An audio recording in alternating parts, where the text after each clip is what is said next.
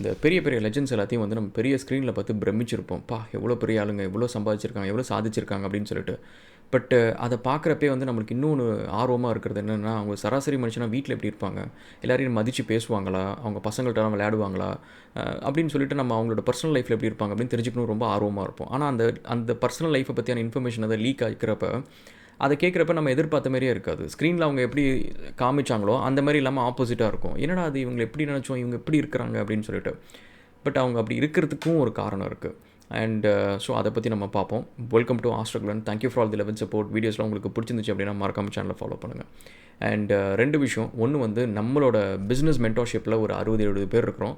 அதில் வந்து நம்ம நிறைய கோஃபவுண்டர் ரெக்ரூட்மெண்ட், புதுசாக கம்பெனி ஸ்டார்ட் பண்ணுறது, இன்வெஸ்ட்மெண்ட்ஸ் வாங்குறது, அண்டு ப்ராஜெக்ட்ஸ் பில்ட் பண்ணுறது, இந்தமாதிரி நிறைய விஷயத்தை பற்றி நம்ம டிஸ்கஸ் பண்ணுறது வந்து அப்படி எபிசோட்ஸாக வந்து நம்மளுக்கு ரகுலன்ஸ் இன்சைட்ஸ் சேனலில் வருது. நீங்கள் மெம்பர்ஸாக இருந்தீங்கன்னா அது ஃபுல்லாக நீங்கள் வந்து வியூ பண்ண முடியும். அண்ட் அதில் எப்படி நம்ம க்ரோத் ஓரியன்டாக யோசிக்கிறோம், மற்றவங்களை எப்படி க்ரூம் பண்ணுறோம், லீடர்ஸ் அடுத்த ஜென்ரேஷன் ஆஃப் லீடர்ஸ் எப்படி உருவாக்குறோம் எல்லாத்தையுமே. ப்ளஸ் வந்து செகண்ட் நியூஸ் என்ன அப்படின்னா வந்து வர்ச்சுவடைன்மெண்ட் வந்து பெரிய ஸ்டுடியோ போகிறதுக்கான ஒரு நேரம். நம்ம 1 இயர் நம்ம ரன் பண்ணியிருக்கிறோம். நிறைய கிளைண்ட்ஸ் வந்துருக்கிறாங்க. இப்போ நம்ம பெரிய ஸ்டுடியோ போகிறதுக்கு இதில் வந்து நீங்கள் கோஃபவுண்டராக ஆக முடியும். அண்ட் இல்லைனா ஏஞ்சல் இன்வெஸ்டராகவும் நீங்கள் ஆக முடியும். ஸோ அதனால் நீங்கள் அது ரிலவெண்ட்டாக உங்களுக்கு ஏதாவது கொஷின்ஸ் இருக்குது அப்படின்னா நம்ம மென்டார்ஷிப் டீமை காண்டாக்ட் பண்ணுங்கள். அண்ட் இப்போ நிறைய டிஸ்கஷன்ஸ் போயிட்டுருக்கு. இதுக்கு இன்டர்வியூ ப்ராசஸ்லாம் இருக்குது. இந்த கோஃபவுண்டர் அண்ட் ஏஞ்சல் இன்வெஸ்டராக நீங்கள் ஆகணும் அப்படின்னா ஸோ அதை செக் பண்ணி பாருங்கள். ஓகே, நம்ம இந்த லெஜெண்ட்ஸ் எல்லாத்தையும் வந்து நம்ம பெரிய டிவியில் பார்த்து பிரமிச்சிருப்போம், ஸ்க்ரீன்லலாம் பார்த்துருப்போம். லெட்ஸே வந்து இளையராஜாவாக இருக்கட்டும், ஏஆர் ரஹ்மானாக இருக்கட்டும், அண்ட் கமலா இருக்கட்டும், இல்லை எம்எஸ் தோனியாக இருக்கட்டும், சுந்தர் பிச்சை, மார்க் ஜுகம்பர்க், இவங்க எல்லாத்தையுமே நம்ம வந்து அந்த ஒரு ஸ்க்ரீனில் பார்க்குறப்ப வந்து நம்ம ஒரு அப்பழுக்கற்ற ஒரு இமேஜை தான் நம்ம பார்ப்போம். ஸோ அவங்க வந்து ரொம்ப டேலண்டடாக இருப்பாங்க, ரொம்ப டவுன் டு எர்த்தாக இருப்பாங்க, எல்லாரையும் மதிப்பாங்க, அண்டு சக மனுஷன் கூட உட்காந்து சாப்பிட்றது, இந்தமாதிரி நிறைய விஷயங்கள் அவங்கள பற்றி பார்ப்போம். அந்த இமேஜ் வந்து ரொம்ப கன்சிஸ்டண்ட்டாக இருக்கும். ஸோ அவங்க எப்படிப்பட்டவங்கன்றதில் வந்து ஒரு குழப்பமே இருக்காது. இப்படி ஒரு நாள் இருப்பாங்க, இப்படி ஒரு இருப்பாங்கன்ற எல்லா இமேஜுமே அவங்களுக்கு பப்ளிக் இமேஜ் வந்து ரொம்ப அழகாக ப்ரிசைஸாக வந்து இருக்கும். ஸோ அது என்ன அப்படின்னு பார்த்தீங்கன்னா, அது வந்து பிஆர்ஓ ஒர்க்கு. ஸோ அது பிரிட்டி மச் வந்து ஒரு பப்ளிக் ரிலேஷன்ஷிப்பை பொறுத்த வரைக்கும் இவங்களோட இமேஜ் எப்படி போர்ட்ரே பண்ணணும், இவங்க எப்படிப்பட்டவங்க. இப்போ விஜய் சேதுபதினா எல்லாரையும் வந்து ஆசையாக வந்து பக்கத்தில் நின்று ஃபோட்டோ கொடுப்பார், எல்லாத்துக்கும் கை கொடுத்து பேசுவார் அப்படின்னு இருக்கும். பட் இன்னொரு சில ஆக்டர்ஸ் பார்த்தீங்கன்னா கை கொடுக்க மாட்டாங்க, தள்ளி நின்று தான் பேசுவாங்க அப்படின்னு சொல்லிட்டு ஒவ்வொருத்தவங்களுக்கும் ஒவ்வொரு சார்ட் ஆஃப் லைக் ஒரு இமேஜை வந்து அப்படியே மெயின்டைன் பண்ணுறதுக்கு அவங்க they do that work. So அப்படி இருக்கிறப்ப இந்த இமேஜும் அவங்களோட பர்சனல் லைஃபோட இமேஜும் வந்து நிறைய நேரம் வந்து டிஃப்ரெண்ட்டாக இருக்கும். அதுக்கு சில ரீசன்ஸ் வந்து they do it purposely. So அது சொல்கிறேன். ப்ளஸ் வந்து இதை பற்றி நம்மளுக்கு என்ன அனுபவம் இருக்குது அப்படின்னு பார்த்தீங்கன்னா, நம்மளுக்கு முன்னாடியும் வந்து பார்த்திங்கன்னா நிறைய கான்டாக்ட்ஸ் இருந்துச்சு, நிறைய பெரிய பெரிய ப்ராஜெக்ட்ஸ்லாம் ஒர்க் பண்ணியிருக்கோம். ஸோ நிறைய பிஹைண்ட் த டோர்ஸ் வந்து நம்ம பெரிய பெரிய சிஇஓஸ் கூட வந்து நம்ம அவங்க கூட வந்து ப்ராஜெக்ட்ஸில் பெரிய ப்ராஜெக்ட்ஸில் நம்ம ஹேண்டில் பண்ணியிருக்கிறோம். ஸோ அவங்க எப்படி வேலை செய்கிறாங்க அண்டு ப்ரமோஷனுக்காக நிறைய பேர்கிட்ட நம்ம காண்டாக்ட் பண்ணியிருக்கிறோம். ஸோ நம்ம பேசியிருக்கிறோம். ஸோ அப்படி இருக்கிறப்ப we know what people are like, அவங்க எப்படி பேசுவாங்க, எப்படி ரியாக்ட் பண்ணுவாங்க. ஸோ இதை விஷயம்லாம் நம்ம பார்த்துருக்குறோம். ஸோ என்னோடய பேஸ் ஒப்பீனியன் என்ன அப்படின்னு பார்த்தீங்கன்னா, நம்ம வளர்கிறோம் அப்படின்றத வந்து நம்ம உணர ஆரம்பிச்சிட்டோம், நம்ம அதை கவனிக்கிறோம், நம்ம வளர்கிறத நம்ம கவனிக்கிறோம் அப்படின்றப்ப அதில் வந்து ஒரு பாசிட்டிவான ஒரு விஷயம் என்னென்னா, நம்மளோட மார்க்கெட் வேல்யூ என்ன அப்படின்றத நம்ம டிசைட் பண்ணுறது ஈஸியாக இருக்கும். நம்ம டிசைட் பண்ணலாம், ஓகே இப்போ நம்ம வளர்ந்துட்டோம், இப்போ மார்க்கெட் வேல்யூ அதிகம் அப்படின்றது. அப்படி நம்ம கவனிக்கலை அப்படின்னா நம்மளோட மார்க்கெட் வேல்யூ நம்மளுக்கு நிறைய நேரம் தெரியாது. ஸோ நம்ம வந்து சம்டைம்ஸ் அண்டர் கோட் பண்ணிகிட்டே இருப்போம், நம்ம வந்து ரைஸ் பண்ண மாட்டோம், சேலரி ஹைக் கேட்க மாட்டோம். ஸோ இதனால் வந்து நம்ம வளர்ச்சியை கவனிக்கிறதுனால நம்மளுக்கு கிடைக்கிற ஒரு பாசிட்டிவான ஒரு விஷயம். அதே ஒரு நெகட்டிவான ஒரு விஷயம் என்ன அப்படின்னா, நம்மளே தெரியாமல் நம்ம தலைக்கு மேலே ஒரு கிரீடை எடுத்து வச்சுருவோம். அது வந்து தலைக்கு கொஞ்சம் கனத்தை கொடுக்க தான் செய்யும். அப்படி கொடுக்குற கனம் வந்து நம்மளை வேறு ஒரு மனுஷனாக மாற்றும். அந்த மனுஷன் வந்து மற்றவனை வந்து ஒரு சக மனுஷனை பார்க்குறப்ப அவனும் மனுஷன்தான், அவன் உடம்புலேயும் அதே ரத்தம் ஓடுது, அதே எலும்பு தான் இருக்குது, எல்லாம் இருக்குது. பட் இருந்தாலும் அவனை வந்து கொஞ்சம் ஏதோ பள்ளத்தில் இருக்கிற மாதிரி நம்ம பார்ப்போம். ஸோ இந்த பழக்கம் வந்து நான் டிப்பிக்கலாக பார்த்தேன், நிறைய பெருசாக வளர்ந்தவங்கள்ட்ட வந்து இந்த ஒரு ஆட்டிடியூட் இருக்கும்.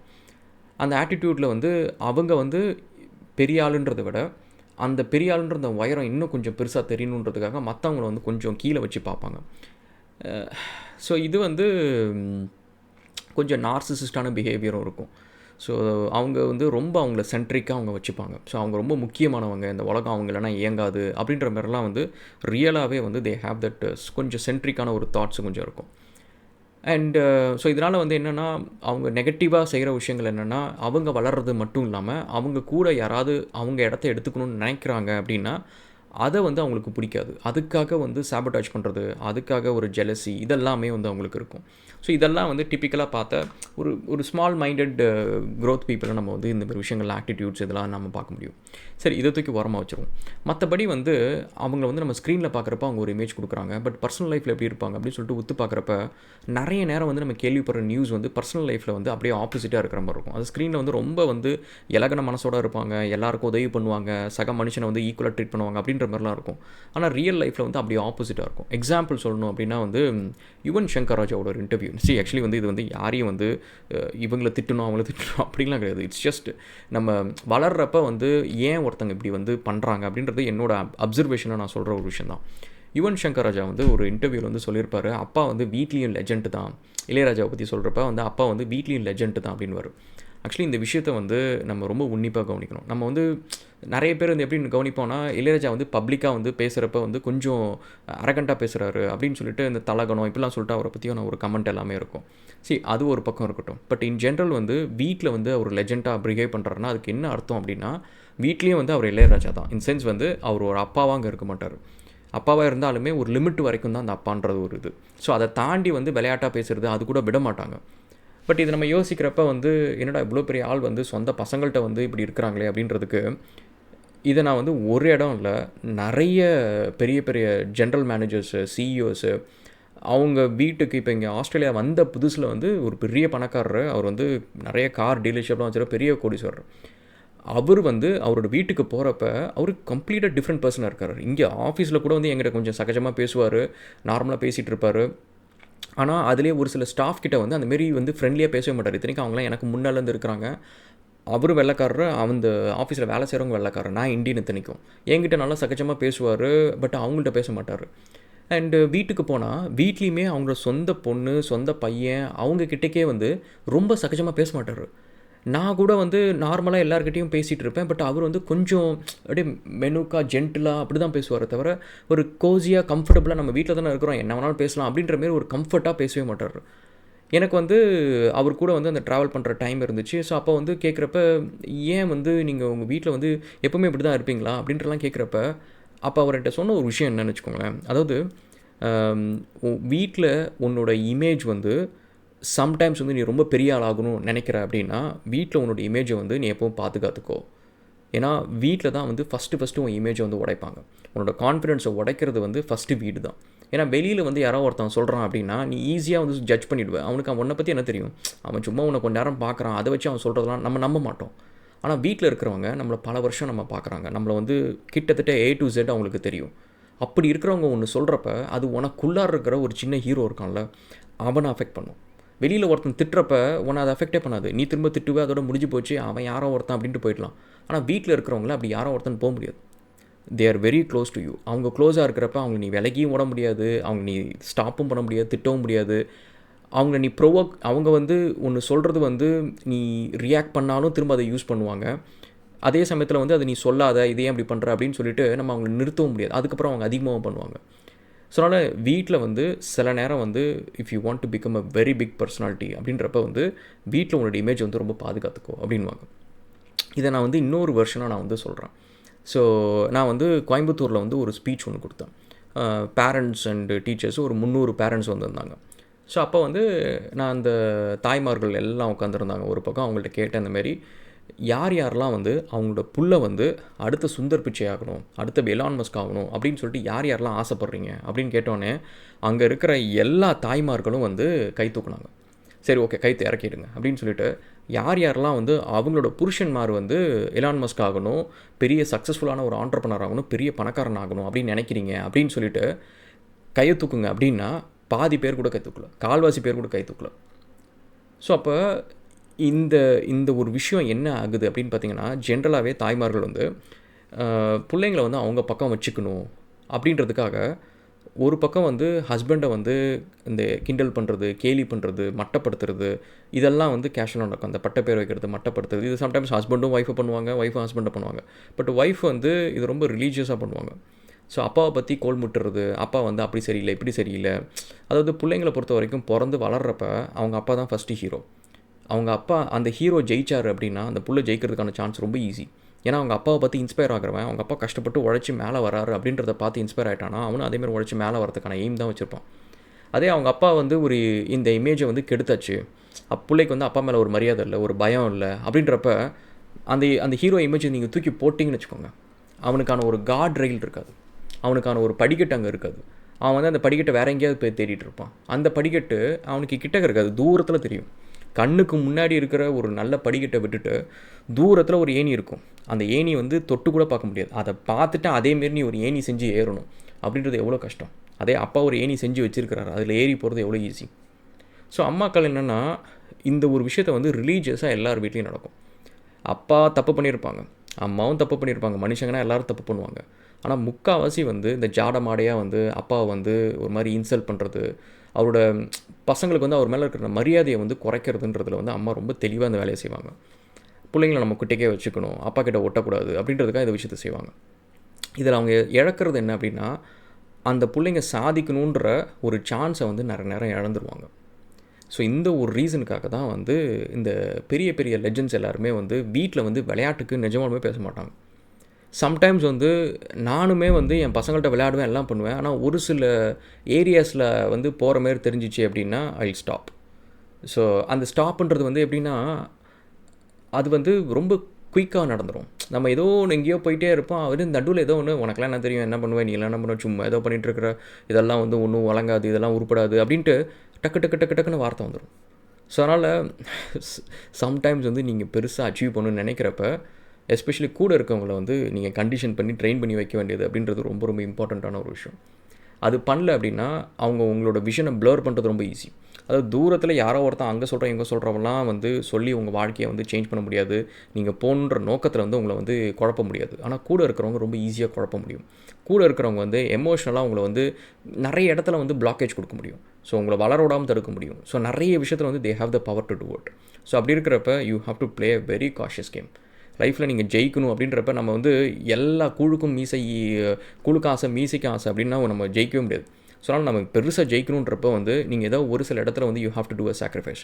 அதில் ஒரு இடம் என்ன அப்படின்னா, இந்தமாரி உங்களை வந்து ஒரு ஜோக்கராக உங்கள் வீட்டில் ஆக்கிறதுக்கு ட்ரை பண்ணுறாங்க அப்படின்னா you have to say no.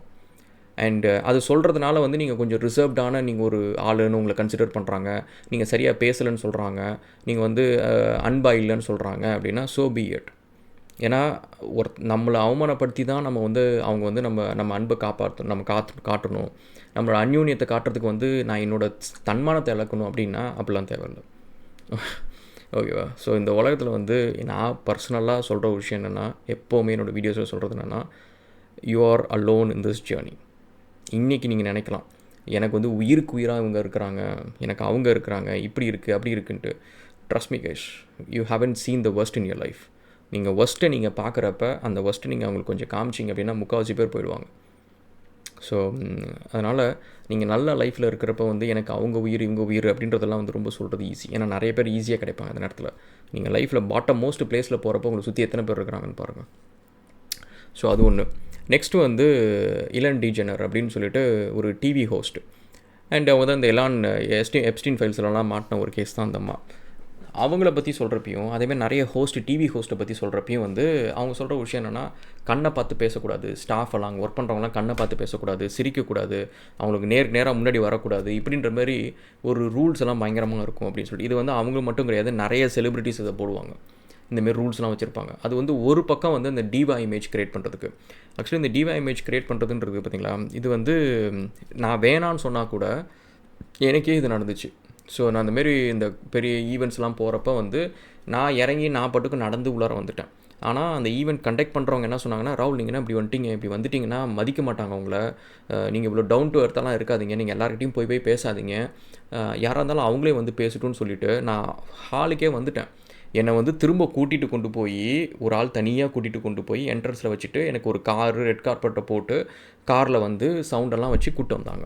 So that அப்போ தான் வந்து எல்லாத்துக்கும் வந்து இவர் ஒரு பெரிய ஆள் ஆஸ்திரேலியாலேருந்து வராரு அப்படின்னு சொல்லிட்டு ஏன்னா அந்த இடத்துக்கு நான் ஒரு சீஃப் கெஸ்ட்டு. ஸோ அந்த ஒரு இமேஜ் கொடுத்தா தான் எல்லோரும் உங்களை மதிப்பாங்க அப்படின்னு சொல்லிட்டு. பட் அது எனக்கு வந்து ஒரு மாதிரி சேடாக இருந்துச்சு.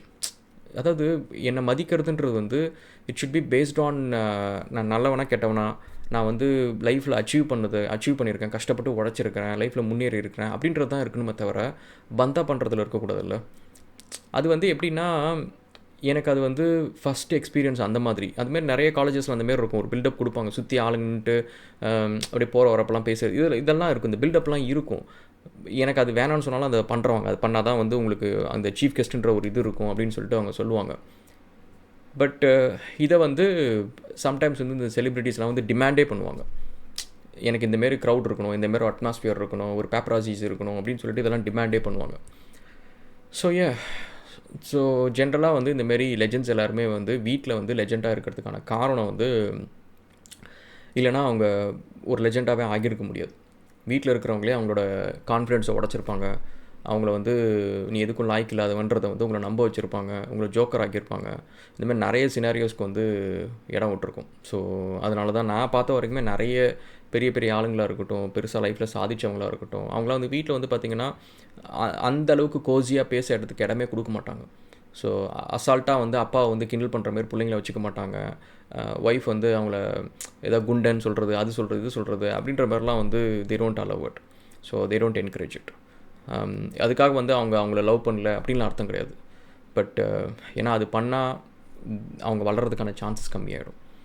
So that's about it. Okay, so இதை பற்றி நீங்கள் என்ன நினைக்கிறீங்க அப்படின்னு சொல்லிட்டு கமெண்ட் செக்ஷனில் சொல்லுங்கள். Will see again another video guys, and thank you so much for all your love and support and cheers.